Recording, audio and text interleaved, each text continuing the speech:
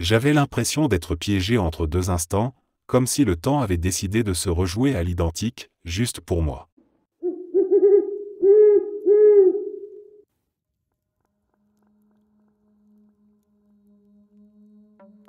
Mon neveu est particulier, d'une certaine façon. Il a un TDA et il n'a que 8 ans. Son attention est entièrement absorbée par ce qui le concerne directement, les jeux vidéo, les dessins animés, les bandes dessinées, la chasse aux bonbons et aux snacks, ses jouets. Quand il est plongé dans une de ces activités, c'est comme si le monde extérieur n'existait plus. On peut lui parler, rien n'y fait. À moins de crier ou de se placer physiquement entre lui et ceux qui le regardent, on obtient zéro réaction. Un soir, ma sœur et mon père l'emmènent dîner. Le gamin est assis à table, un petit jouet dans les mains, en train de s'occuper en attendant son repas. Soudain, il s'arrête net, pose son jouet, lève les yeux vers mon père et dit calmement « Papy, mamie t'appelle ». Ma mère, à ce moment-là, n'était même pas dans le même état. Il répète sa phrase. 3 secondes plus tard, le téléphone portable de mon père vibre. C'est ma mère. Une autre fois, il a complètement paniqué. Il insistait pour parler à son père, mon beau-frère, qui était sur la route du retour. Il répétait qu'il devait lui demander s'il avait vu le renard. Rien ne semblait avoir de sens. Un renard ? Dans le sud de la Californie ? Complètement improbable. Mon beau-frère, sur la route, s'arrête dans un 7-Eleven pour prendre quelque chose.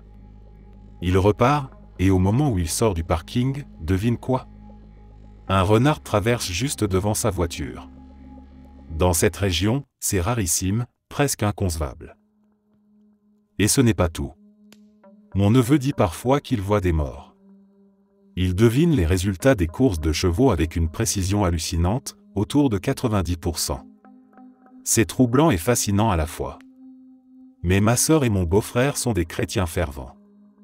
Ils refusent catégoriquement d'encourager ce qu'ils appellent ses capacités. Chez eux, ce genre de choses n'est ni discuté ni validé.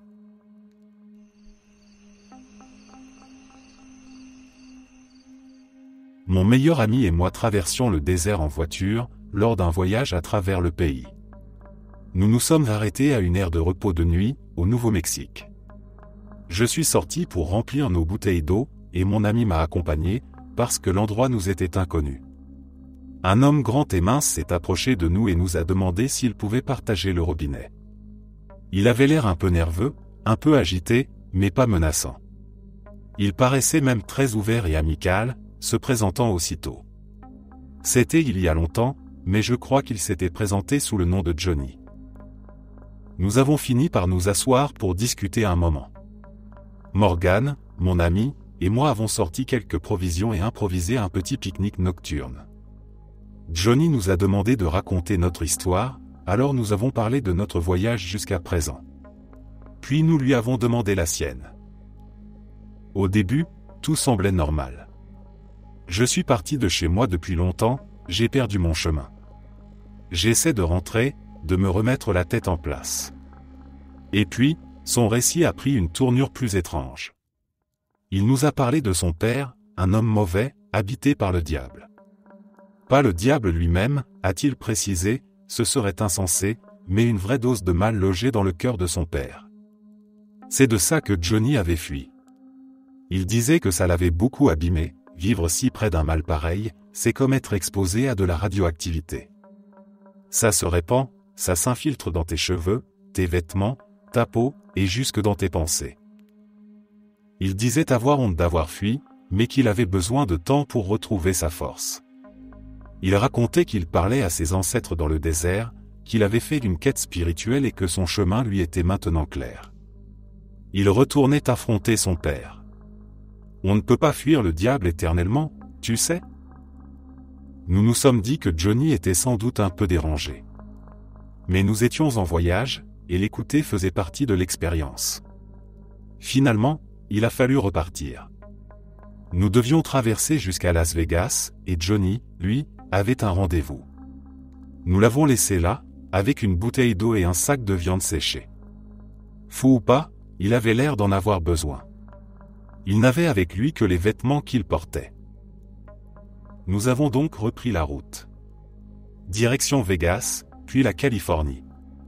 Nous avons passé une semaine à Modesto, profitant du beau temps et des vraies montagnes, puis nous sommes montés jusqu'à Seattle avant de traverser vers Yellowstone.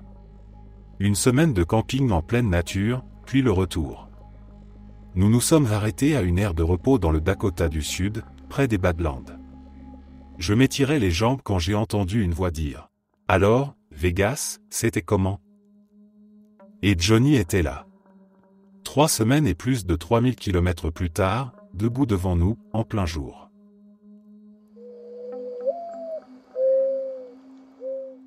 Il y a 4 ans, mon père et moi étions en route vers une autre ville pour rendre visite à l'un de ses vieux amis. Ce n'était pas la première fois que nous faisions ce trajet. Nous connaissions bien la route, un peu plus de 3 heures de voiture à travers des paysages familiers. Ce jour-là, tout semblait normal. La radio diffusait un vieux morceau de rock que mon père aimait, le soleil filtrait à travers le pare-brise, et je regardais les arbres défiler en pensant à ce que serait la journée. Après une trentaine de minutes, mon père fronça soudain les sourcils. Il regarda l'horloge du tableau de bord, puis la route, comme s'il essayait de comprendre quelque chose d'invisible. « Ce n'est pas possible » murmura-t-il. Je tournai la tête vers lui. « Quoi ? On vient de sauter 2 heures, dit-il en fixant la route devant nous. Sur le moment, je crus qu'il plaisantait. Mais en observant autour de moi, je compris qu'il avait raison. Les panneaux indiquaient déjà la périphérie de la ville, là où nous n'aurions jamais dû être avant encore au moins 2 heures. Le GPS affichait un temps écoulé de 35 minutes à peine, mais nous étions presque arrivés. Mon père ralentit, les mains crispées sur le volant. Le moteur ronronnait comme si rien d'inhabituel ne s'était produit. Pourtant, un silence étrange s'installa dans la voiture, comme si l'air lui-même retenait son souffle. Aucun de nous ne trouvait d'explication. Pas de détour, pas de raccourci possible. C'était comme si une partie du trajet avait simplement disparu.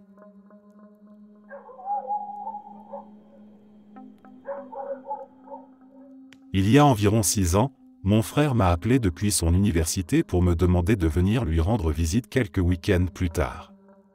J'ai accepté et acheté un billet d'avion. Quand je suis arrivé, il était là pour me chercher.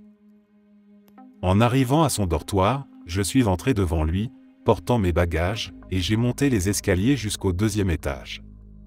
J'ai parcouru le couloir jusqu'à sa chambre. Aucune porte n'avait de plaque avec les noms.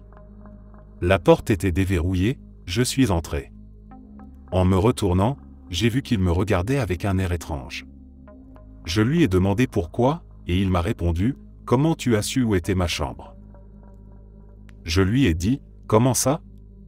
Je suis déjà venu ici. » J'étais convaincu que j'y avais déjà été. Il m'a dit que non, c'était la première fois que je venais le voir à l'université. Alors j'ai dit « Ah bon ? Dans ce cas, laisse-moi te décrire comment ta chambre est arrangée. » Sans ouvrir la porte de sa chambre, je lui ai décrit la disposition exacte des meubles, ce qu'il y avait sur son bureau, jusqu'à un emballage de barres Snickers. Nous sommes rentrés et tout était exactement comme je l'avais dit. Mais en y réfléchissant bien et en reconstituant notre histoire, nous avons prouvé que je n'étais jamais venu là auparavant. Je me suis alors rendu compte que le seul souvenir que j'avais de son dortoir venait d'un rêve que j'avais fait quelque temps plus tôt.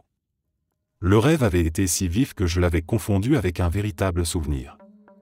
Pourtant, en réalité, cela n'était jamais arrivé.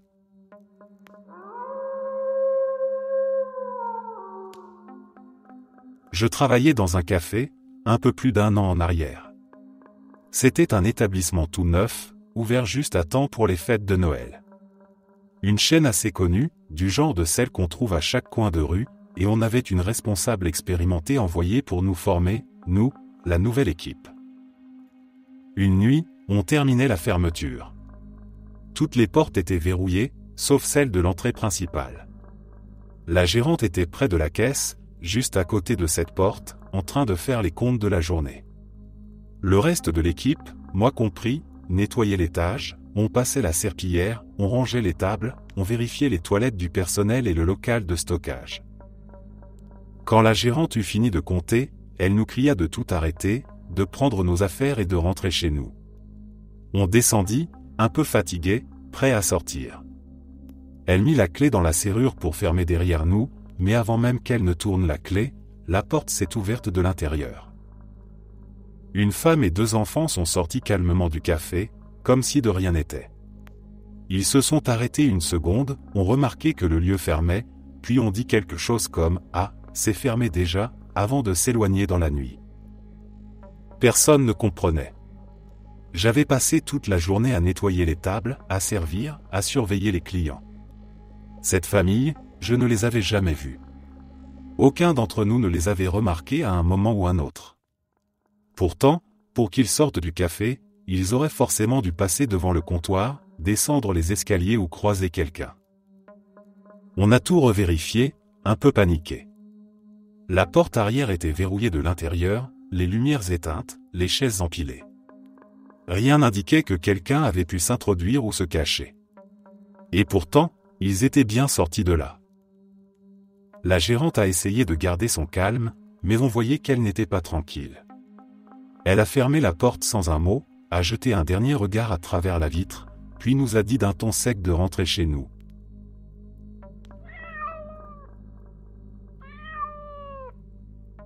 Quand j'avais environ 4 ans, j'avais une cassette VHS contenant de vieux dessins animés Merry Melody et Max Fleischer datant du milieu des années 1930. Le titre était Robin Hood, d'après le premier court-métrage où 3 frères écureuils jouaient à un jeu de rôle inspiré de Robin des Bois. C'était une cassette bon marché, probablement achetée dans un magasin à $1, car il n'y avait même pas de titre imprimé sur l'étiquette, juste un espace vierge où l'on pouvait écrire soi-même le nom du film. Ce que j'avais fait, avec mon écriture maladroite d'enfant de 4 ans. Mes parents achetaient souvent ce genre de cassettes, avec de vieux épisodes de Popeye, Daffy Duck et d'autres, mais pour une raison que j'ignore, j'adorais particulièrement celle-ci. Je me souviens même l'avoir apportée à la maternelle pour la regarder lors d'une journée cinéma. Les années ont passé, et la cassette a fini par rester sur une étagère, oubliée. Vers 9 ans, j'avais développé une petite fibre d'entrepreneur et décidé de vendre mes vieux jouets et affaires lors d'un vide-grenier afin d'économiser pour des choses plus « cool », comme des jeux vidéo. Je crois l'avoir vendu pour $1, ce qui n'était pas vraiment une perte, puisque c'était sans doute son prix d'origine, puis je l'ai oublié. 7 ans plus tard, je me trouvais dans un magasin Value Village en train de fouiller parmi les jeans quand, soudain, des images de ces vieux dessins animés me sont revenues en tête. La nostalgie m'a envahi et j'ai regretté d'avoir vendu cette cassette. Puis une idée folle m'a traversé l'esprit, et si, par un hasard incroyable, elle se trouvait ici, dans ce magasin. L'idée me paraissait absurde, mais j'ai senti une sorte d'élan irrésistible. J'ai filé droit vers le rayon livres, vidéo, musique. J'avais l'impression qu'un aimant m'attirait vers un point précis d'une étagère. Je savais que la cassette était là. Je me suis approché, j'ai tendu la main et j'ai tiré une cassette. Sans hésitation, sans chercher. Je l'ai tenue dans mes mains et je l'ai examinée, c'était bien celle que j'avais autrefois. Mon cœur battait à toute vitesse. J'étais fou de joie à l'idée de revoir ces vieux dessins animés, puis un souvenir m'a traversé, mon écriture sur l'étiquette. Était-il vraiment possible que ce soit exactement la même ? J'ai sorti la cassette de sa boîte, et oui, le mot « Robin des Bois » était écrit dessus, avec ma vilaine écriture d'enfant de 4 ans. J'étais complètement stupéfait. Je suis allé à la caisse, encore sous le choc, et j'ai tenté d'expliquer mon histoire à la caissière, mais elle m'a juste regardé en silence, l'air un peu inquiet. Je ne peux pas lui en vouloir, ils doivent en voir des étranges, là-bas. J'ai payé les $2 sans hésiter. Je l'ai toujours. Et elle fonctionne encore.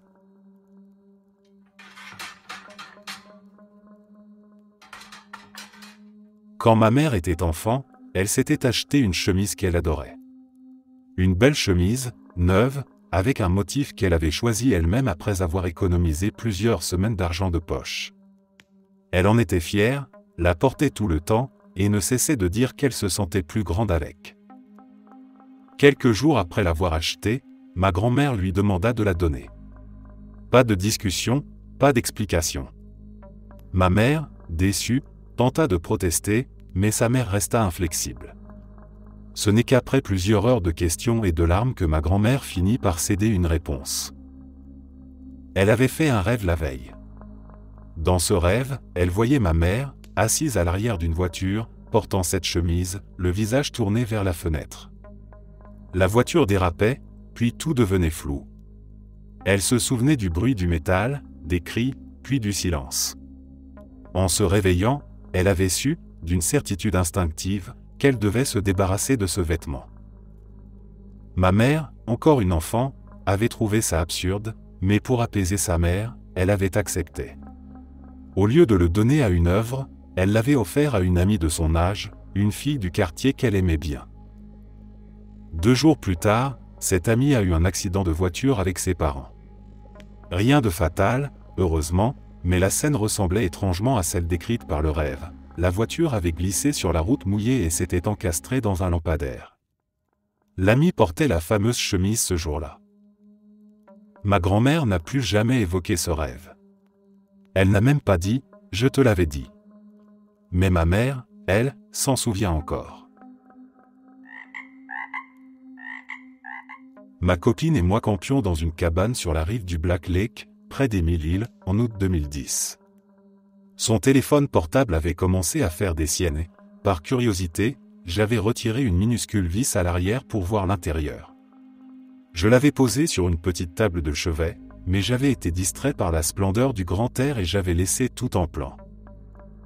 Quand nous sommes revenus à la cabane plus tard, nous nous sommes retrouvés enfermés dehors. La porte ne voulait pas s'ouvrir. Je suis allé vers la fenêtre à moustiquaire de la chambre et j'ai réalisé que je pouvais la forcer un peu pour y glisser mes doigts et décrocher le loquet. J'ai passé le bras, saisi la table de chevet et l'ai renversée sur le lit pour pouvoir me faufiler à l'intérieur. Je suis entré, j'ai refermé la fenêtre, remis la table derrière moi, puis j'ai déverrouillé la porte d'entrée. C'est alors que je me suis souvenu que j'avais démonté le téléphone portable et j'ai juré parce que cette minuscule vis se trouvait sur la table que je venais de renverser. Voilà pourquoi il ne faut jamais rien laisser en suspens.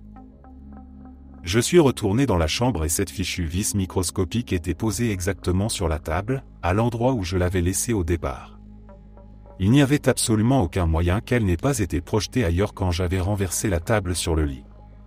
Je n'avais pas été délicat. J'étais stupéfait.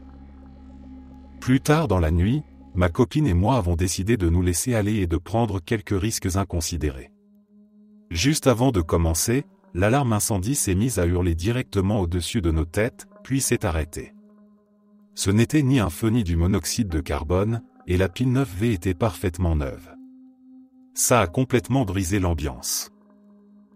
Une amie, qui dormait dans une autre pièce, n'a pas été réveillée par l'alarme incendie, mais elle a entendu un enfant rire dans le salon de la cabane, au milieu de la nuit, plus tard dans la semaine. Je ne crois pas aux fantômes mais le système a clairement bugué ce jour-là. Un jour, ma mère et moi étions assis dans le salon. Il devait être midi, la lumière entrait par les stores ouverts, inondant la pièce d'un soleil éclatant. Le ciel était d'un bleu pur, sans un seul nuage. Tout paraissait ordinaire, calme et lumineux. Puis, sans aucun avertissement, tout s'est obscurci. Pas un simple assombrissement comme quand un nuage passe devant le soleil. Non. Une obscurité totale, compacte, comme si quelqu'un avait tiré un rideau de velours noir devant le monde entier. À travers la fenêtre, on ne voyait plus rien, juste du noir pur, sans relief ni forme. Cela n'a duré qu'1 ou 2 secondes, mais c'était suffisant pour que nous nous regardions, paralysés. Puis, tout est redevenu normal. La pièce s'est rallumée d'un coup, la lumière du jour est revenue, sauf qu'à présent, il tombait une pluie battante. Le ciel qui, une seconde plus tôt, était clair et immobile, était maintenant chargé de nuages sombres qui semblaient avoir surgi de nulle part. Nous avons couru à la fenêtre, espérant une explication, une tempête de poussière, un avion qui aurait projeté son ombre, n'importe quoi. Mais rien ne pouvait expliquer ce que nous venions de voir. Tout paraissait banal, si ce n'est cette pluie diluvienne qui frappait déjà le trottoir.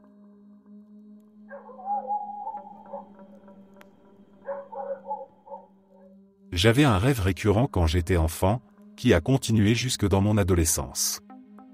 Dans ce rêve, je jouais dehors avec des amis.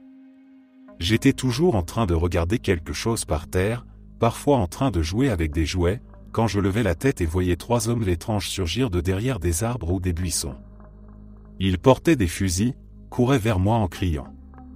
Les couleurs du rêve étaient toujours ternes, tout baignait dans un ton sépia brun vert. Leur manière de courir me glaçait, courbés comme des bêtes mais pressés de m'atteindre, brandissant leurs armes d'un air sinistre. À chaque fois je voulais fuir immédiatement. Ce qui me troublait encore plus, c'est que cette scène surgissait à la fin de rêves complètement différents, de manière inattendue. J'avais oublié ce rêve. Des années plus tard, à 29 ans, j'étais chez mon frère à la campagne, dans un champ non loin de sa maison, en train de promener son chien. Le champ avait été labouré et le sol était irrégulier. À part le chien, qui était parti devant, je me sentais complètement seul. J'ai aperçu quelque chose de bleu et de plastique dans la terre labourée, qui ressemblait à un jouet. C'était étrange d'en trouver un là, me suis-je dit.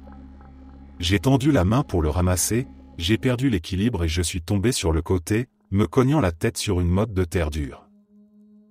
Je me suis senti étourdi, j'ai entendu la voix d'un homme crier et j'ai levé la tête. 3 hommes étranges, courbés et portant des fusils, fonçaient vers moi. Je n'arrivais pas à comprendre ce que je voyais. Ne sachant pas où était le chien ni mon frère, je me suis senti terriblement seul. J'ai crié en leur direction et j'ai reculé comme je pouvais mais ils continuaient d'avancer, toujours courbés, avec un air sévère. Les souvenirs de mes rêves sont revenus d'un coup et mon esprit était en plein chaos. J'étais terrifié. Mais cette fois, c'était réel. Les hommes m'ont rejoint avant que je puisse vraiment me relever, ont posé leurs armes et m'ont parlé. Ils étaient en route pour une partie de chasse, pour tirer sur des faisans. Ils m'avaient vu tomber et, comme je ne me relevais pas tout de suite, ils couraient vers moi pour m'aider. Leur étrange démarche venait du fait qu'ils essayaient de garder l'équilibre sur le terrain labouré. Même les couleurs ressemblaient à celles de mon rêve, à cause de ma tête qui résonnait encore du choc. Ils ont dû me trouver bizarre car je ne leur ai presque pas répondu, trop surpris de voir cette scène cauchemardesque revenir plus de 10 ans après mes derniers rêves. Heureusement, ils venaient bien m'aider.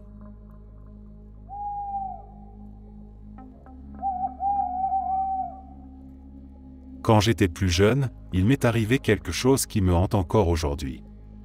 Je ne sais toujours pas si c'était réel ou non. J'ai fini par me convaincre que c'était un cauchemar, mais la netteté du souvenir me trouble, même des années plus tard. C'était une nuit ordinaire. Je m'étais couché comme d'habitude et j'avais fait des cauchemars assez intenses, des images qui me semblaient presque palpables. Puis je me suis réveillé, allongé sur le dos, les yeux ouverts.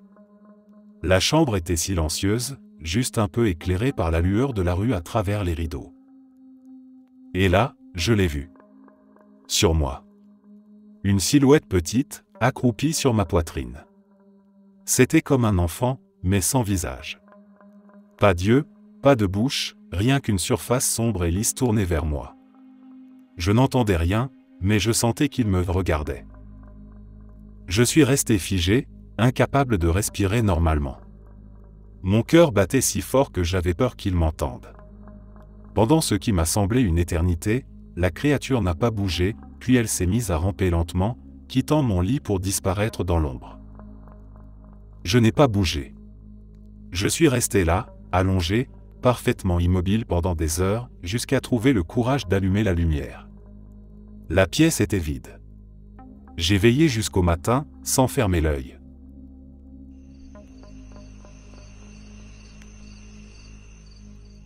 J'en ai plusieurs, mais je vais raconter la plus étrange. J'ai une amie qui écrit des histoires fantastiques. Elle a quelques romans non publiés et probablement des centaines de nouvelles. Avant de retourner à l'école, j'écrivais moi aussi de temps en temps, donc nous discutions souvent d'idées de récits tard le soir.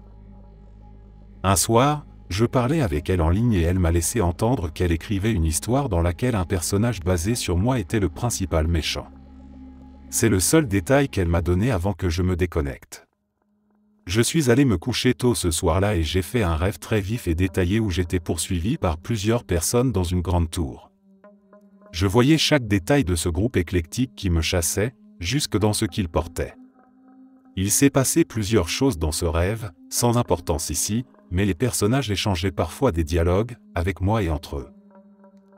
Le matin, je me suis connecté et j'ai raconté mon rêve à mon amie. Elle n'a pas répondu tout de suite, puis m'a dit de vérifier mes emails. Dans ma boîte de réception se trouvait le chapitre de son livre qu'elle avait écrit la veille, pendant que je dormais. C'était celui où mon personnage affrontait les héros de l'histoire dans sa tour. Chaque détail était identique, à l'exception des dialogues qui étaient globalement les mêmes mais pas mot pour mot. Ce qui est étrange, c'est que je n'ai même pas été perturbé. À ce moment-là, il me semblait tout à fait naturel de rêver de ce qu'elle écrivait pendant mon sommeil.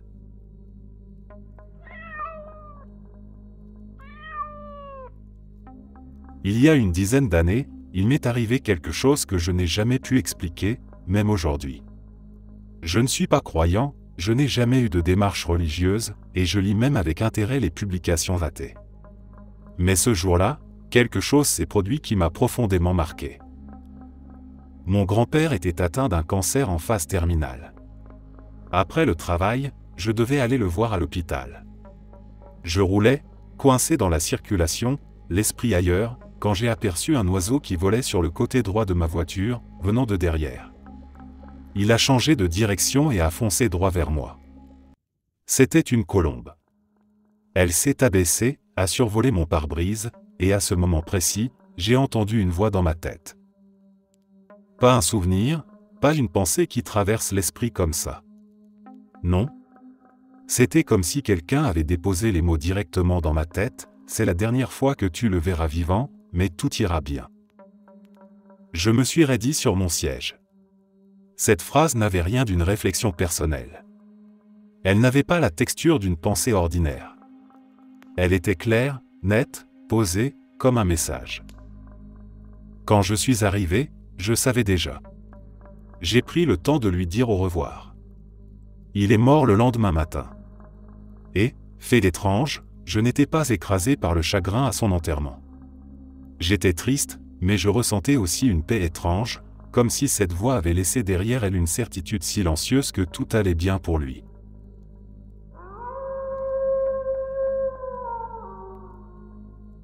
Ce n'est pas mon histoire, mais celle d'un ami. C'est un ancien professeur de physique, plutôt ouvert d'esprit. Un jour, au pub, nous parlions de fantômes et j'ai suggéré que l'énergie d'une personne pouvait être contenue dans des objets comme de gros rochers ou des véhicules, surtout si c'était laquelle était morte. Il m'a alors dit qu'il avait 2 histoires de fantômes qu'il croyait vraies. Je l'ai poussé à m'en raconter une et il m'a parlé de Monsieur Bentley. Quand il était au début de la trentaine, il vivait à côté d'un funérarium Chapelle Ardente. Un soir, il fumait une cigarette avant d'aller se coucher lorsqu'il a jeté un œil dans le jardin de son immeuble, situé entre son bâtiment et la Chapelle Ardente. Dans le jardin, il a vu la silhouette d'un homme entièrement faite de ce qu'il a décrit comme des guirlandes lumineuses de Noël. La silhouette marchait dans le jardin puis a soudainement disparu. Quelques jours plus tard, il rentrait du travail et a vu le croque-mort nettoyer son corbillard dans la cour. Comme d'habitude, il l'a salué et lui a parlé de ce qu'il avait vu dans le jardin. Le croque-mort lui a répondu, « C'est le vieux monsieur Bentley, il est arrivé lundi. » Mon ami a pensé que l'homme parlait d'un nouvel employé. Mais monsieur Bentley n'était pas un salarié. Il était installé dans la Chapelle Ardente, en attente qu'un parent éloigné s'occupe des démarches. Mon ami a été sous le choc, il a dit qu'il avait eu la chair de poule comme si quelqu'un avait marché sur sa tombe. Le croque-mort a ri et lui a dit que ce n'était pas la première fois qu'un de ses clients était aperçu en train de se promener dans le jardin.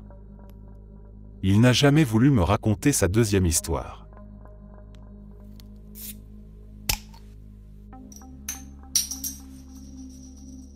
Ce n'est pas mon histoire, mais elle vaut la peine d'être racontée.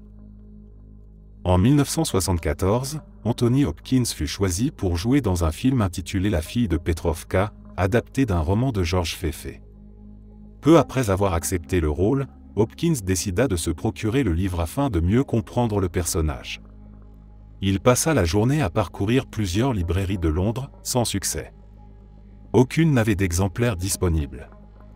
Frustré, il finit par abandonner et se rendit à la station de métro de Leicester Square pour rentrer chez lui. Et c'est là que le hasard, ou autre chose, entra en scène. En attendant son train, il aperçut sur un banc un livre abandonné. En s'approchant, il lut sur la couverture le titre qu'il cherchait depuis le matin, La fille de Petrovka. Étonné, il le prit et le garda, se disant que c'était une drôle de coïncidence. 2 ans plus tard, le tournage du film se déroulait à Vienne. L'auteur du roman, Georges Feyfé, vint rendre visite à l'équipe. En discutant avec Hopkins, il raconta qu'il n'avait même plus d'exemplaires de son propre livre. Il expliqua avoir prêté sa dernière copie, celle où il avait griffonné des notes personnelles dans les marges, à un ami qu'il avait égaré quelque part à Londres. Hopkins, intrigué, alla chercher son exemplaire trouvé par hasard. En le feuilletant devant Feyfé, il remarqua lui aussi des annotations au crayon dans les marges. L'auteur jeta un œil, se figea, puis confirma, c'était bien son exemplaire perdu. Le même livre, retrouvé par pur hasard, 2 ans plus tôt, sur un banc de métro. Une coïncidence si improbable qu'elle en devient presque romanesque. Et pourtant, tout porte à croire qu'elle s'est vraiment produite.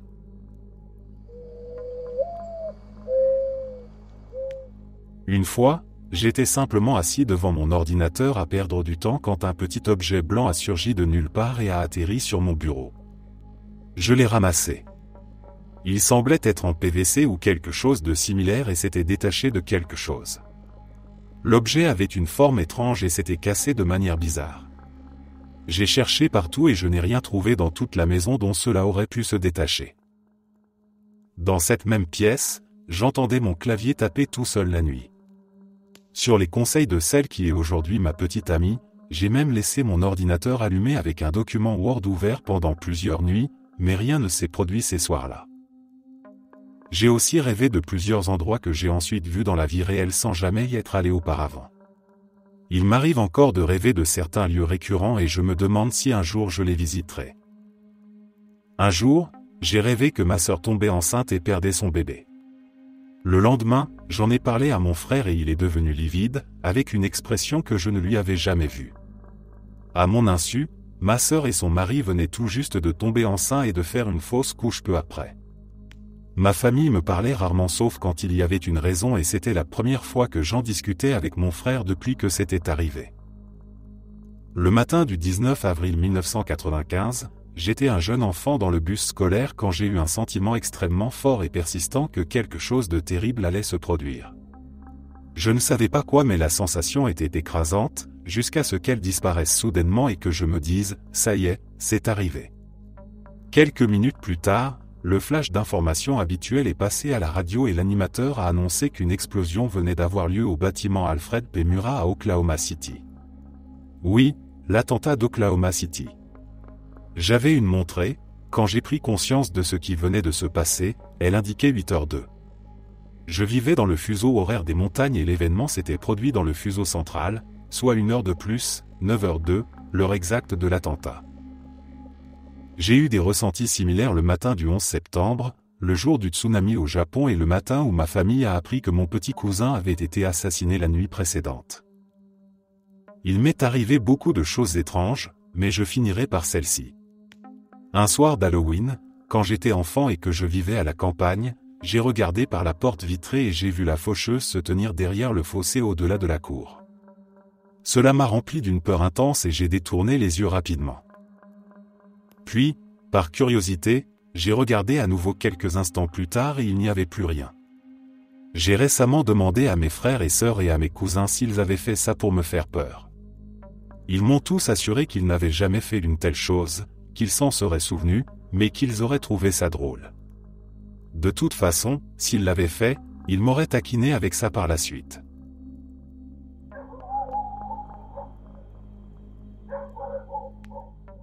Quand j'avais une dizaine d'années, ma famille avait décidé de faire un long voyage en voiture. La veille du départ, j'ai fait un rêve très particulier, je vivais toute la journée du trajet à venir, comme un film déjà tourné. Dans ce rêve, j'étais à l'arrière de la voiture, le front contre la vitre, et je voyais défiler des paysages, des routes, des panneaux, comme si j'étais vraiment en train de voyager. Le lendemain matin, on est parti. Tout semblait normal jusqu'à ce qu'on s'éloigne de plusieurs heures de la maison. Là, une sensation étrange m'a envahi. Ce que je voyais par la fenêtre, les routes, les arbres, les stations-service, les panneaux, c'était exactement ce que j'avais vu la nuit précédente. Chaque détail revenait. Alors j'ai commencé à tester. Dans ma tête, je me souvenais de ce qui allait se passer ensuite dans mon rêve et j'essayais de le comparer. J'anticipais le prochain bâtiment, le prochain panneau, l'endroit précis où on allait s'arrêter. Et chaque fois, c'était juste. Les bons endroits, les bons détails, même les petites choses comme un chien assis devant un commerce ou une vieille grange peinte en rouge au bord de la route. Tout collait. Je n'ai rien dit à mes parents sur le moment. J'ai gardé ça pour moi toute la journée, trop fasciné et un peu effrayé. Plus tard, je leur ai demandé si, peut-être, ils m'avaient déjà emmené dans cette région quand j'étais tout petit. Mais non, c'était la première fois.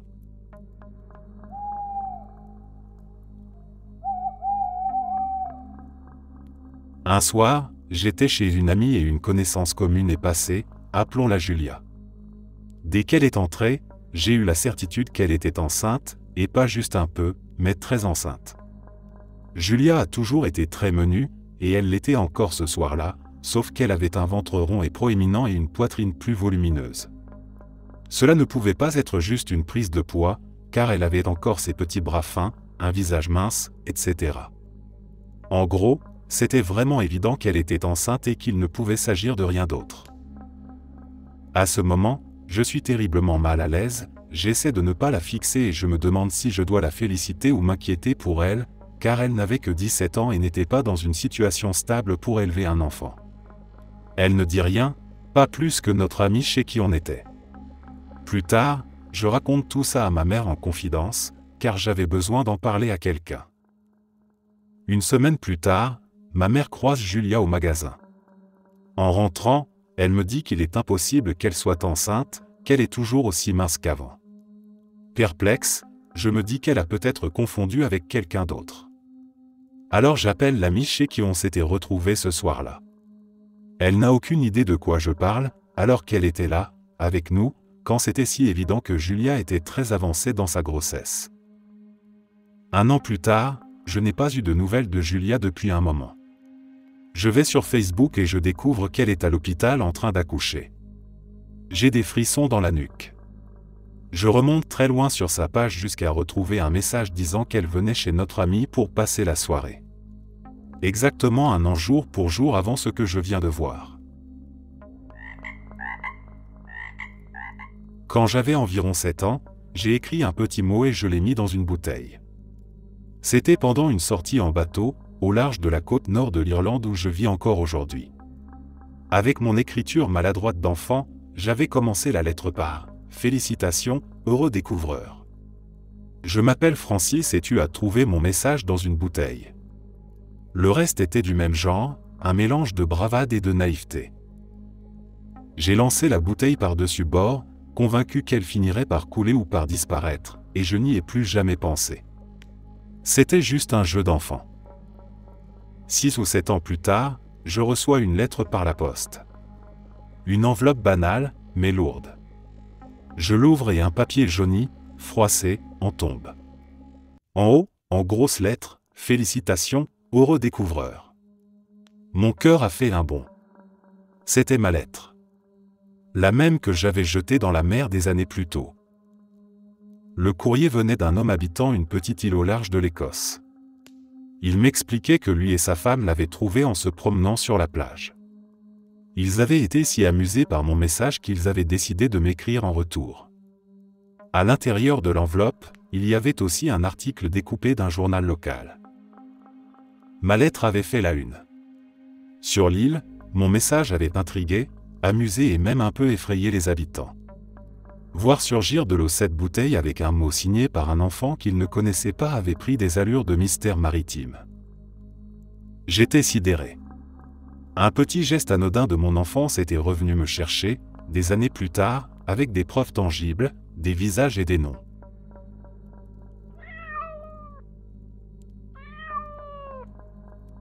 Cela s'est passé quand j'avais 14 ans. Mes parents étaient en plein divorce et j'étais seul à la maison. Ma mère était à une petite fête sur la rivière, chez un ami de la famille. Soudain, sans aucune raison, je sais qu'il est arrivé quelque chose d'horrible à ma mère. Environ 20 minutes plus tard, le téléphone sonne. Quand je décroche, la personne s'identifie comme étant un policier. Avant qu'il ne dise un mot de plus, je lui dis que je sais qu'il appelle à propos de ma mère, qu'elle a eu un terrible accident et je lui demande dans quel hôpital elle se trouve. Il bégaye un peu, surpris que je sois déjà au courant, et finit par me donner le nom de l'hôpital. J'attrape mon sac et les clés de ce qui sera ma voiture dès que j'aurai 15 ans et je me dirige vers la porte pour partir, prête à conduire illégalement jusqu'à l'hôpital. C'est à ce moment que ma demi-sœur aînée, même père, mère différente, traverse le jardin en courant depuis la maison de nos grands-parents. Elle est hystérique alors que je suis calme et déterminé, prête à partir. Elle panique encore plus quand je lui dis que je savais déjà ce qui était arrivé à maman et que j'étais en route pour l'hôpital. Encore aujourd'hui, je n'ai aucune idée de comment j'ai su ce qui s'était passé avant que quelqu'un ne me le dise. Cela m'est arrivé d'autres fois, de sentir que quelque chose de mauvais allait se produire. Pas toujours des catastrophes, mais des choses négatives. C'est presque comme un instinct animal qui sent venir un tremblement de terre ou quelque chose du genre. C'est la seule comparaison qui me vient à l'esprit.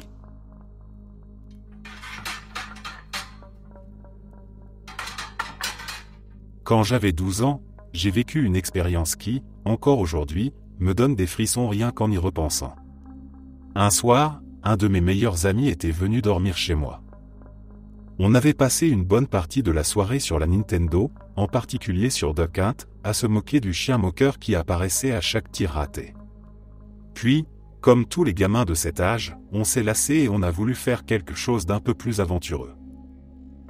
On a décidé d'aller dans ma cabane perchée dans les bois derrière la maison, celle que j'avais construite moi-même avec l'aide de mon père. Après un moment à papoter, on a commencé à explorer un peu plus loin. Pour nous, explorer signifiait marcher sans but précis, chercher des trucs cool, des coins qu'on n'avait pas encore découverts. Et c'est là que c'est arrivé. Au milieu de la forêt, loin de tout sentier, on est tombé sur une maison. Une vraie maison, pas une cabane ni une remise. Un bâtiment avec des murs, un toit, des fenêtres. Je connaissais ces bois par cœur, j'y avais passé des journées entières, et je n'avais jamais vu cette maison auparavant. C'était comme si elle avait poussé là pendant la nuit. Un malaise nous a pris tous les deux. J'ai dit à mon pote qu'on ferait mieux de partir. On a tourné les talons et on a couru, sans se retourner, jusqu'à chez moi. Le lendemain matin, à la lumière du jour, on est reparti, persuadé qu'on retrouverait le lieu. Mais rien. On a marché longtemps, arpentant chaque recoin de la forêt. Pas de maison. Pas même de traces, ni de fondation, ni de sentier menant à elle. Pendant plusieurs semaines après, j'y suis retourné seul, encore et encore, espérant tomber sur cette maison mystérieuse. Elle n'était plus là. Je n'ai jamais trouvé d'explication rationnelle. Est-ce qu'on s'était perdu et avions pris pour une maison autre chose ? Est-ce que c'était une hallucination collective d'enfants fatigués, nourris par l'imagination ? Ou est-ce qu'on avait réellement vu un lieu qui n'existait plus le lendemain ?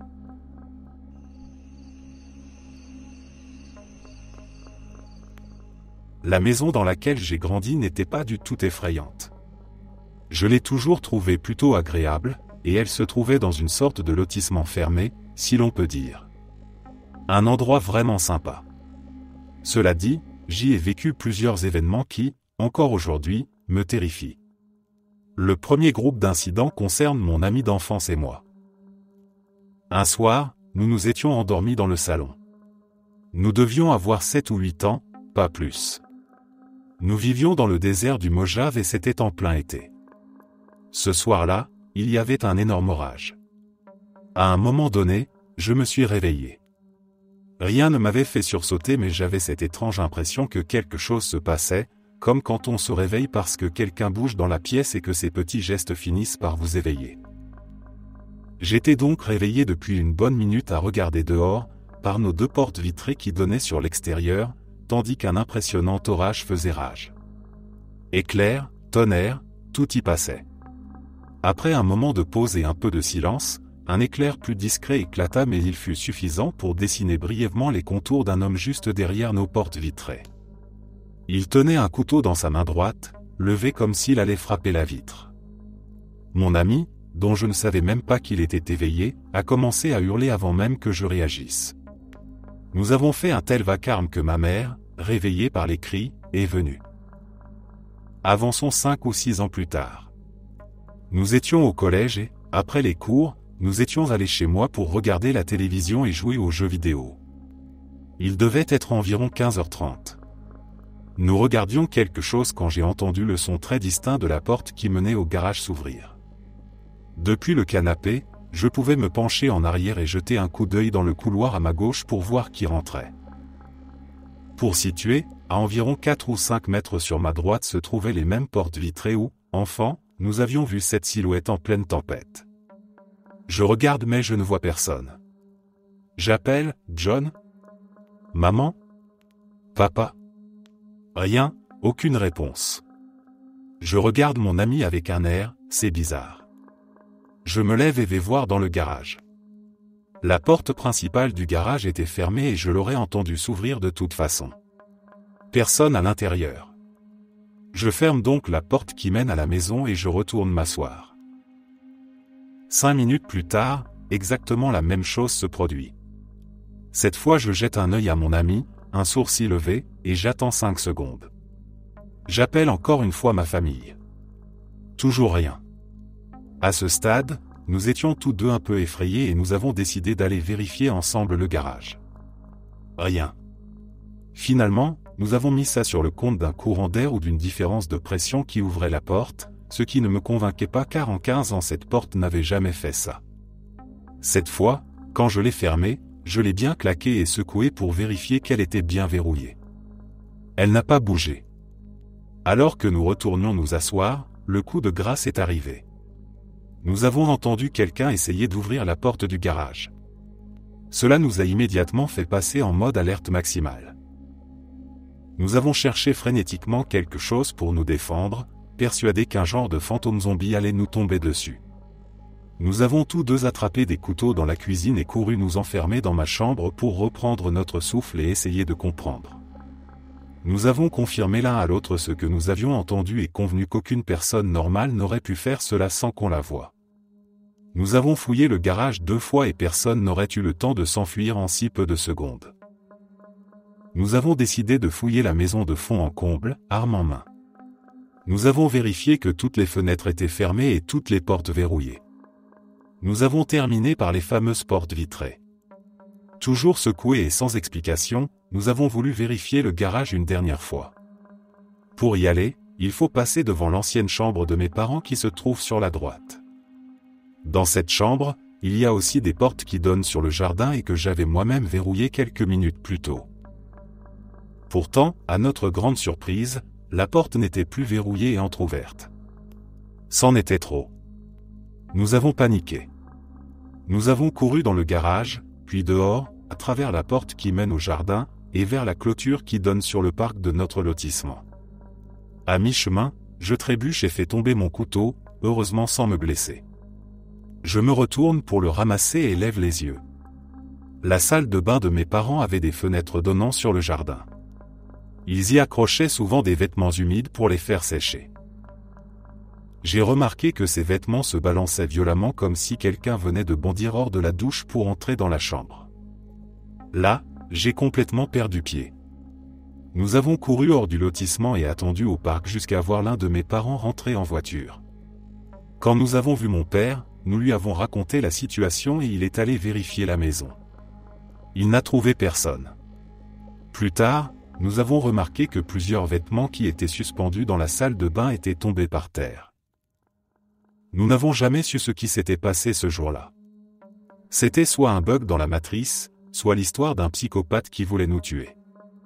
Je ne sais toujours pas.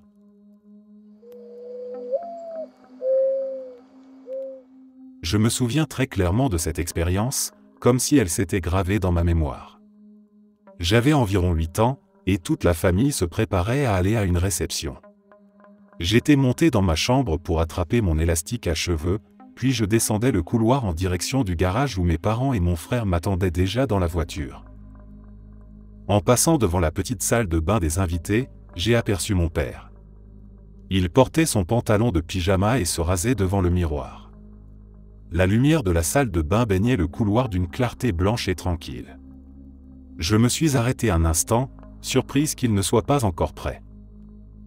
Je lui ai lancé, d'un ton un peu pressé, « Allez papa, on va être en retard. » Il a levé les yeux vers moi à travers le reflet du miroir.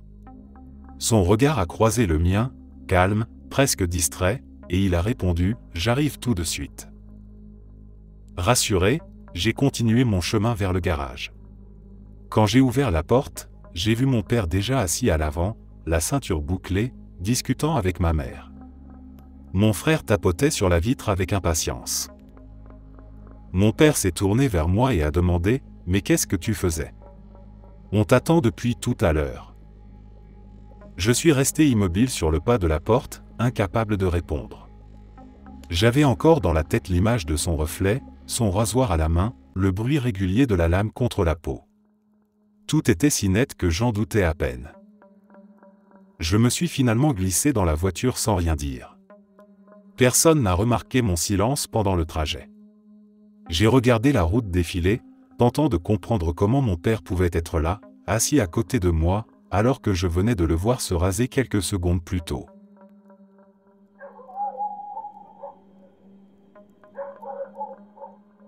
Mai 2011. C'était notre dernière patrouille à pied en Afghanistan avant de rentrer. On faisait découvrir au détachement qui nous remplaçait la zone qu'ils allaient couvrir pendant l'année suivante. On repoussait autant qu'on pouvait l'idée d'aller sur route Tumper, cette route sur laquelle, à chaque passage ou presque, on se faisait accrocher. Mais il a bien fallu y aller. On a suivi la route jusqu'au bout pour faire demi-tour. C'est là que c'est arrivé. Un 360 degrés, une embuscade totale. Les tirs venaient de partout à la fois. Ça a duré presque 1 heure, un chaos complet de sable, de poussière et de claquements secs. Je m'étais abrité dans une tranchée en béton, coincé contre la paroi. À un moment, j'ai voulu me lever pour sortir de mon couvert. Mon chef de groupe m'a vu bouger et son visage est devenu livide. Je me suis retourné. Là où j'étais accroupi, une vingtaine de balles étaient fichées dans le mur de béton, alignées sur ma hauteur.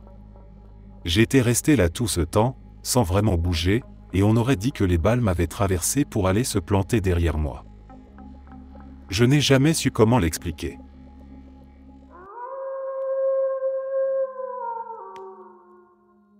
Cette histoire est arrivée à un groupe d'amis de mon père. En plein hiver, alors que la neige recouvrait la montagne, ils avaient décidé de faire du rafting en eau vive. Le genre de défi insensé qu'on accepte sans trop réfléchir, juste pour prouver qu'on peut le faire. Le fleuve serpentait sur des kilomètres à travers les forêts et les rochers glacés. Ils étaient à peu près à mi-parcours quand leur radeau s'est dégonflé. Personne n'a vraiment compris comment c'était arrivé, mais en quelques instants, ils se sont retrouvés forcés de regagner la rive, trempés, frigorifiés et complètement isolés. Le jour tombait vite. La lumière s'éteignait derrière les pins enneigés et la température chutait à vue d'œil. Ils n'avaient ni nourriture ni moyen d'appeler à l'aide. À l'époque, ils avaient laissé leur téléphone portable dans la voiture, craignant de les perdre ou de les abîmer dans l'eau.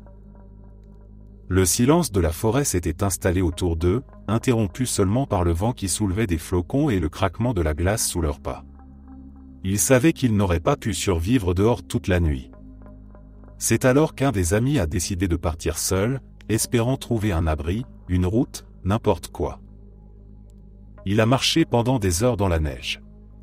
Ses doigts étaient engourdis, sa respiration faisait de petits nuages dans l'air glacé. Puis, au détour d'un sentier, il a vu une lumière faible, presque irréelle.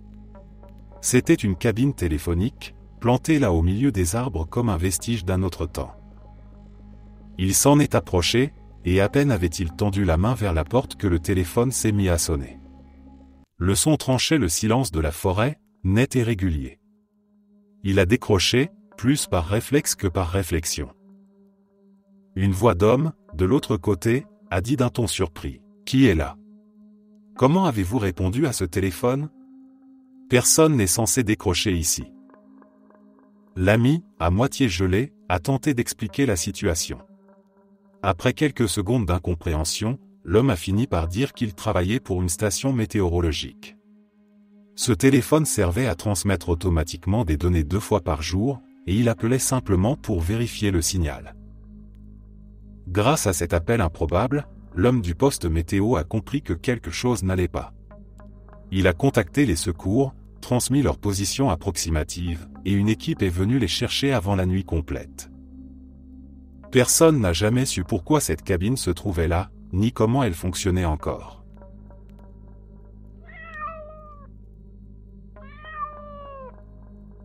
J'avais 10 ans. Mon lit était en bois, un de ces lits solides avec des planches sous le matelas pour le maintenir. Je me souviens de chaque détail comme si c'était hier. Je dormais profondément quand je me suis réveillé avec la nette impression que quelqu'un me regardait. C'est alors que j'ai compris, mon lit n'était plus à sa place. Il montait. Lentement mais sûrement, je voyais le plafond se rapprocher, les meubles s'éloigner en dessous. Mon cœur battait à tout rompre. J'ai commencé à hurler. En 3 secondes à peine, le lit est retombé brutalement. Le bruit du choc a résonné dans toute la pièce. Mes parents, qui regardaient la télévision dans le salon, ont accouru et, en entrant, ont crié « Mais qu'est-ce que tu as fait à ton lit ?» Je me suis levé, tremblant. Devant moi, le lit était méconnaissable. Toutes les planches étaient sorties de leur emplacement, le matelas s'était affaissé dans le cadre. C'était comme si quelqu'un avait démonté le sommier de l'intérieur. Mes parents étaient persuadés que je sautais dessus avant leur arrivée, mais même en bondissant de toutes mes forces, il m'aurait été impossible, à 10 ans, de détruire le lit de cette façon. Je n'ai jamais oublié cette nuit.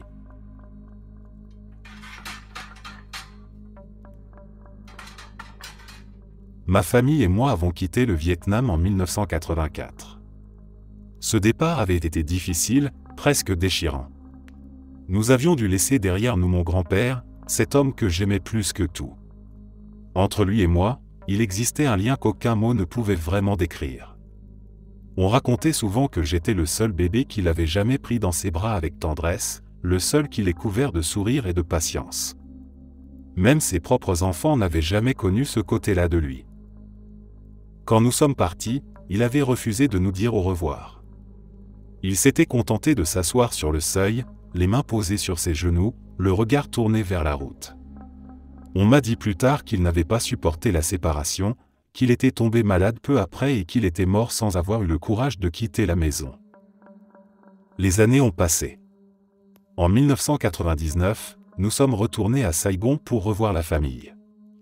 Tout semblait plus petit, comme si le temps avait effacé les contours de ce que j'avais connu enfant. Un matin, ma grand-mère a proposé qu'on aille se recueillir sur la tombe de mon grand-père. Le problème, c'est que personne ne se souvenait exactement où il reposait. Le cimetière s'étendait à perte de vue, les pierres étaient couvertes de mousse et beaucoup de noms s'étaient effacés sous la pluie et le soleil. Je me suis mis à marcher seul entre les allées, sans savoir vraiment ce que je cherchais. Il y avait dans l'air une odeur de terre humide et de fleurs séchées. Au bout d'un moment, mes pas se sont arrêtés d'eux-mêmes. Je ne savais pas pourquoi, mais quelque chose en moi m'a dit de rester là. Quand ma famille m'a rejointe, ma grand-mère a levé les yeux vers la stèle devant laquelle je me tenais. Elle a blêmi, puis murmuré son nom. C'était bien lui. La tombe de mon grand-père. Personne n'avait compris comment j'avais pu la trouver. Il y a environ 7 ou 8 ans, la veille d'un jour d'école, je dormais profondément. Un de ces sommeils paisibles où tout semble parfait, sans rêve, sans tension. Puis, soudainement, à 3h33 précises, je me suis redressé d'un coup, le cœur battant, complètement éveillé, comme si je n'avais jamais dormi. J'ai entendu du mouvement dans la maison. Mes parents aussi s'étaient réveillés au même instant. On s'est retrouvés dans le couloir, les visages encore pâles, sans vraiment savoir pourquoi. Rien d'anormal dehors, aucun bruit. Juste cette impression désagréable d'avoir été tiré d'un sommeil tranquille par quelque chose d'invisible. Ce n'était pas comme un cauchemar dont on se réveille en comprenant que ce n'est qu'un rêve. Non, c'était autre chose. Une sensation sourde, pesante, comme si l'air lui-même s'était figé. Le lendemain matin, à l'école, j'en ai parlé à un ami. Il m'a répondu qu'il n'avait pas pu dormir non plus, qu'il s'était réveillé en pleine nuit sans raison. Puis un autre camarade a ajouté la même chose. Intrigué, j'ai demandé à quelle heure exactement il s'était réveillé. 10 d'entre nous, au moins, avaient ouvert les yeux à 3h33 pile cette nuit-là. On a ri nerveusement, en plaisantant sur le fait qu'en Europe de l'Est, on ne sait jamais vraiment ce qui se passe dans les usines au milieu de la nuit. Peut-être que quelqu'un avait appuyé sur le mauvais bouton, déclenché une onde ou une vibration qu'on avait tous ressentie sans le comprendre.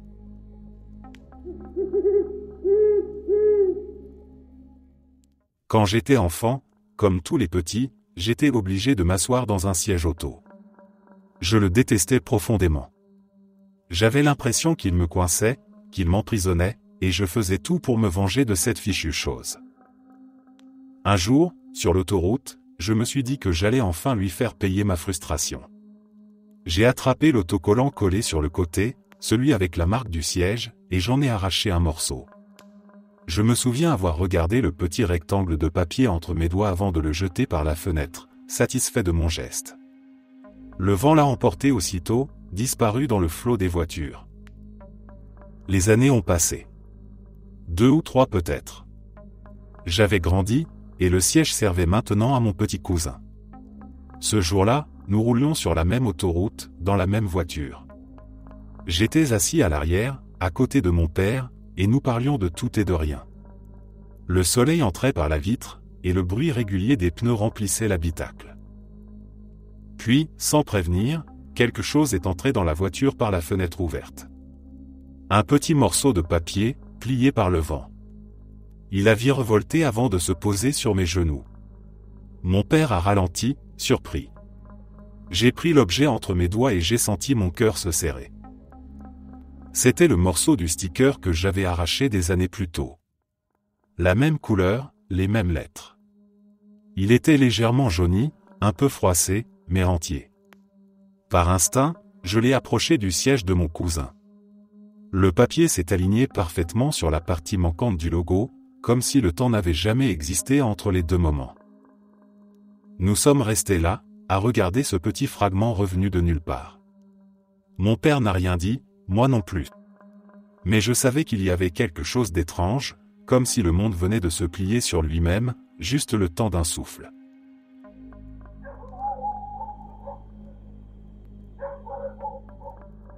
La mère de mon oncle, la belle-mère de ma tante, avait acheté un chemisier dans une boutique caritative à Londres. Rien d'extraordinaire à première vue. C'était un joli vêtement, d'occasion, encore en bon état. En rentrant chez elle, avant de le laver, elle a vérifié les poches, un vieux réflexe. Ses doigts ont touché un papier plié en 4, un peu jauni par le temps. Intriguée, elle l'a déplié et a découvert une lettre. L'écriture était fine, familière d'un autre âge. Elle a commencé à lire, et très vite, son cœur s'est arrêté un instant. La lettre parlait d'un homme, de leurs enfants, de leur maison. Elle portait un prénom, un nom qu'elle connaissait, celui de ma tante. La lettre avait été écrite plus de 20 ans auparavant, adressée à ma grand-mère. Même l'adresse inscrite sur l'enveloppe était celle de la maison où ma tante vivait encore aujourd'hui. Ce qui rendait tout cela impossible, c'est que ni ma tante, ni ma grand-mère n'avaient jamais vécu à Londres, ni même passé beaucoup de temps là-bas. Et pourtant, cette lettre, authentique, écrite par ma tante de sa propre main, s'était retrouvée, par un hasard incompréhensible, dans la poche d'un chemisier en vente dans une petite boutique londonienne. La belle-mère de ma tante a apporté la lettre le week-end suivant. Quand elle l'a posée sur la table, ma tante a reconnu son écriture tout de suite. Elle s'est tue pendant un long moment, simplement à la regarder. Personne n'a jamais compris comment elle avait pu arriver là. Un vêtement, une lettre, 2 générations, et 20 ans d'écart. Parfois, les objets semblent garder le fil invisible des souvenirs, même lorsqu'ils traversent le monde pour le rappeler.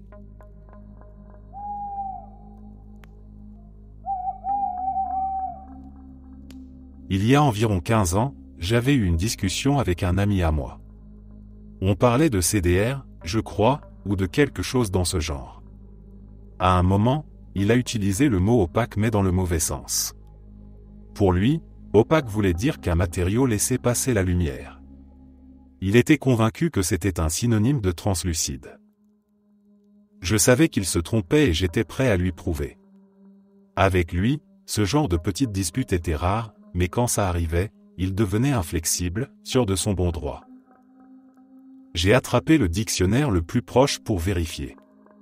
À ma grande surprise, le mot opaque était bel et bien listé comme synonyme de translucide.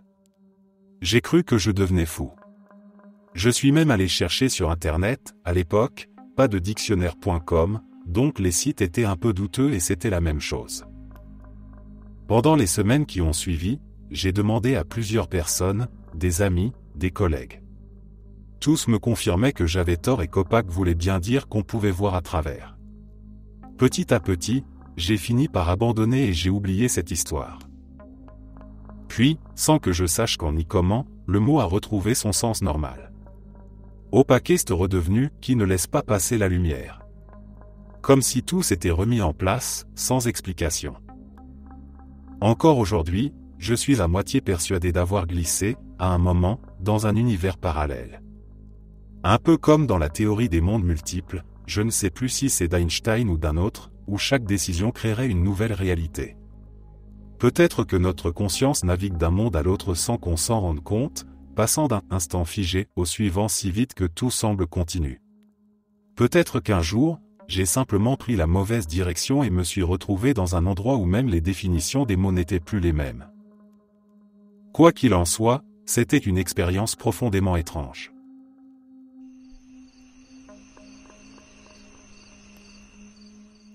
La première vient de ma famille. Quand elle avait 16 ans, ma mère a traversé le pare-brise d'une voiture. Elle a survécu presque par miracle, grâce à une succession de petites coïncidences toutes banales, mais qui, mises bout à bout, lui ont sauvé la vie. Ce jour-là, mes grands-parents étaient partis en voyage. Lorsqu'ils ont reçu l'appel les informant de l'accident, ils ont immédiatement foncé à l'hôpital. Ils l'ont trouvée vivante, blessée mais consciente, et sont rentrés chez eux bien plus tard, encore secoués. En arrivant, ils ont découvert la grande fenêtre du salon brisée. Pas fissurée, pas fendue, mais littéralement projetée vers l'extérieur. Des morceaux de verre recouvraient l'allée. Rien à l'intérieur n'indiquait qu'un choc avait pu venir de l'extérieur. Aucune pierre, aucune trace d'effraction. Le verre semblait avoir explosé tout seul, comme soufflé par une force invisible. Plus tard, en recoupant les horaires, ils se sont rendus compte que la vitre avait cédé presque exactement au moment où ma mère était passée à travers le pare-brise. La seconde est plus légère, mais tout aussi inexplicable. Je jouais au air-hockey chez mon cousin. Le jeu était animé, on riait, on se lançait des défis. À un moment, on frappe tous les deux la rondelle en même temps. Elle s'élève au-dessus de la table, monte un peu, et reste suspendue dans l'air. Pas une seconde ou deux, non. 10 secondes, peut-être plus. Assez longtemps pour qu'on arrête de rire et qu'on commence à se regarder, interloqués. Elle va redescendre, tu crois? J'en sais rien, ça fait longtemps là, non? Ouais. La rondelle tournait doucement sur elle-même, sans tomber, comme maintenue par quelque chose d'invisible. Puis, sans prévenir, elle est redescendue tout droit, sans rebondir, sans glisser, simplement posée, immobile, au centre de la table.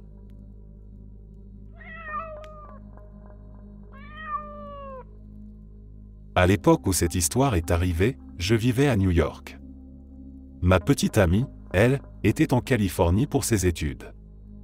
Une nuit, j'ai fait un rêve qui m'a marqué. Dans ce rêve, mon immeuble prenait feu. L'escalier qui descend du dernier étage au rez-de-chaussée était en flammes et je devais m'échapper par l'escalier situé à l'avant du bâtiment. Au réveil, ce rêve était encore si vif que je l'ai raconté à ma petite amie dans la journée. Elle m'a écouté en silence avant de me dire qu'elle avait rêvé la même nuit de mon immeuble en feu, mais vu de l'extérieur, depuis la rue, en pleine nuit. Cette coïncidence m'a glacé. Ce n'était pas la première fois que je faisais des rêves bizarres, mais jamais à ce point-là, jamais en même temps que quelqu'un d'autre. J'ai eu tellement peur que, quelques semaines plus tard, j'ai décidé de déménager.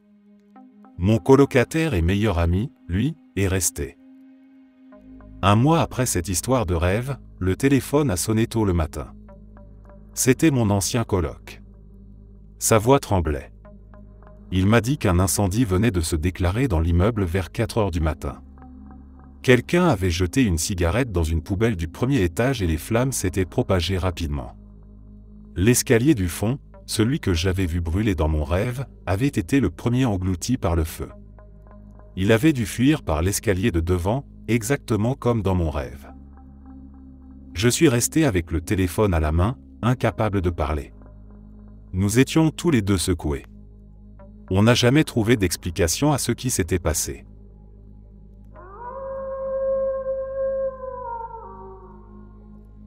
Il m'est arrivé, mais très rarement, d'avoir l'impression que le temps s'arrêtait complètement et que tout s'accélérait autour de moi.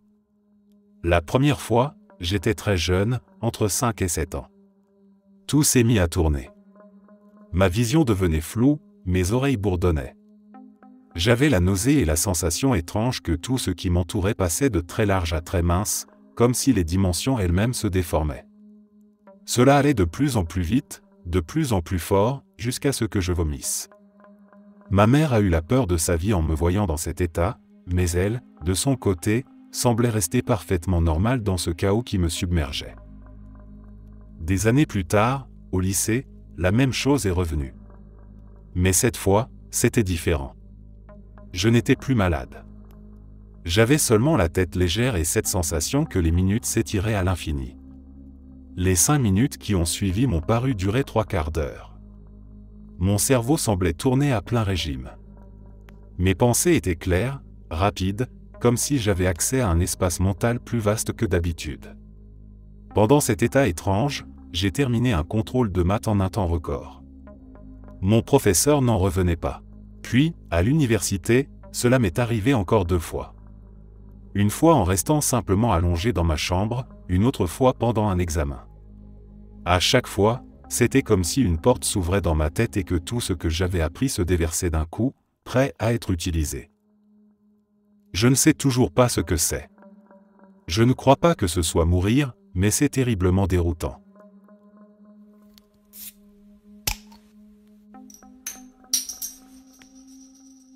Je ne sais pas si ça compte vraiment comme une histoire étrange, mais il y a quelques années, j'ai décidé de jouer avec un Ouija avec mes amis. Ma mère en avait un rangé dans le placard, sur une étagère qu'elle n'avait jamais touchée. Depuis que j'avais 5 ans, elle me répétait toujours la même chose, « Laisse-le dans ce placard, sur cette étagère. Ne le sors jamais. » Ma mère n'est pas superstitieuse, pas du genre à croire aux malédictions, sauf pour cette planche. Ça, c'était la seule chose à laquelle elle tenait vraiment. Cette semaine-là, elle était absente et j'étais seul à la maison. Je me suis dit que, ce qu'elle ne sait pas ne peut pas lui faire de mal. Avec mes amis, on a commencé à poser des questions au Ouija. Au début, ça répondait de manière un peu incohérente, des mots sans suite. Puis, au fur et à mesure de la soirée, les réponses sont devenues plus précises. J'ai fini par poser des questions sur ma grand-mère, récemment décédée. La planche s'est mise à parler. Elle donnait le nombre exact de ses enfants, le nom de la rue où elle vivait, et même le nom de son chat. Quand j'ai vu ça, j'ai senti un froid me traverser. On a arrêté. J'étais trop effrayé pour rester seul chez moi cette nuit-là. J'ai emporté le Ouija chez un ami et j'ai dormi là-bas. Le lendemain, il fallait que je le ramène avant que ma mère ne rentre. J'ai remis la planche dans le placard, refermé la porte, puis refermé toutes les autres portes de la maison.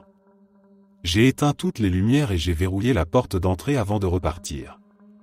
J'ai ce réflexe, j'aime bien tout fermer quand je quitte la maison. Quelques heures plus tard, le ciel s'est mis à pleuvoir et j'ai réalisé que je n'étais pas sûr d'avoir fermé toutes les fenêtres. J'étais à 2 pas, j'ai donc couru jusqu'à chez moi. La porte d'entrée était toujours verrouillée. J'ai ouvert. Tout était exactement comme je l'avais laissé. Sauf une pièce. Une porte, celle du fond, était grande ouverte alors que je l'avais fermée. La lumière y était allumée, la seule lumière dans toute la maison.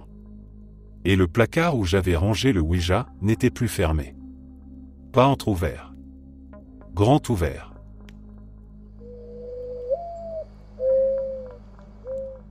J'attendais devant une salle de classe que le cours précédent se termine pour pouvoir entrer. Le couloir était calme, avec ce bourdonnement d'étudiants qui passent, les portes qui claquent. Une amie à moi, appelons-la Di, s'est approchée de moi. On a commencé à discuter tranquillement. Elle avait un brownie dans la main et m'a proposé un morceau. J'en ai pris un tout petit bout, parce qu'elle était un peu imprévisible, disons, et j'étais méfiant. Pendant qu'on parlait, je me suis tourné vers la porte de la salle pour voir pourquoi l'autre cours mettait autant de temps à finir.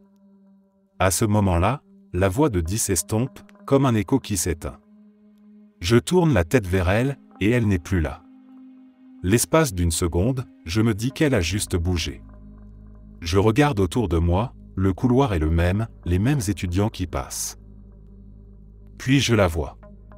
Elle arrive de nouveau du même côté du couloir, le brownie intact dans la main, exactement comme la première fois. Elle s'arrête devant moi, souriante, et commence à me raconter la même histoire, mot pour mot. Je la regarde, sidéré. Je sais que j'ai déjà pris un morceau de son brownie. Je sais qu'elle était déjà là, il y a à peine quelques secondes. Il n'y a aucune chance qu'elle ait pu passer devant moi pour me faire une blague sans que je la voie. Quand je lui demande comment elle a fait, elle fronce les sourcils, vraiment contrariée. Je lui explique qu'elle vient de vivre exactement la même scène 2 fois. Elle se met en colère, sincèrement persuadée que je l'ai suivie ou espionnée. Moi, je reste planté là, incapable d'expliquer ce que je viens de voir.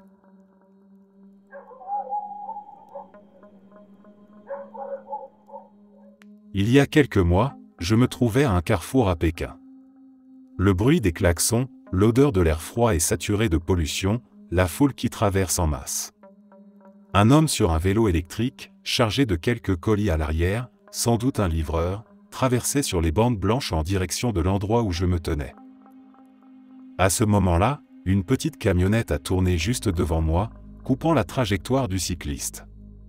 Il allait trop vite pour freiner. J'ai eu le réflexe de me crisper en entendant le choc sourd de son vélo contre le flanc du véhicule. Le bruit n'avait rien de catastrophique, on aurait dit que rien ne s'était cassé, ni lui ni le vélo. La camionnette s'est arrêtée un bref instant, puis est repartie. Mais le livreur avait disparu. J'avais une vue dégagée sur chaque direction où il aurait pu filer, aucune rue ne tournait brusquement, aucun obstacle ne me cachait sa trajectoire. Un instant il était là, l'instant d'après il n'y avait plus rien, comme s'il s'était fondu dans le flanc du véhicule. La deuxième histoire s'est passée la nuit de mon mariage. Nous venions tout juste de nous coucher, encore à moitié excités et épuisés par la journée, quand le téléphone de la chambre d'hôtel s'est mis à sonner. J'ai décroché, un peu surpris.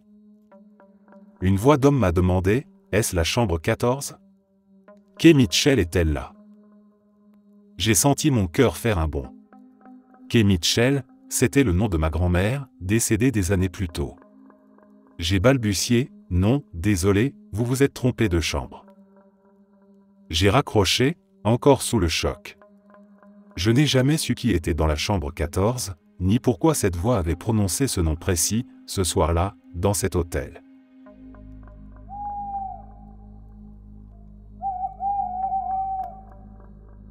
Mes parents ont divorcé quand j'avais 4 ans, alors je vivais avec ma mère et je rendais visite à mon père pendant les vacances scolaires.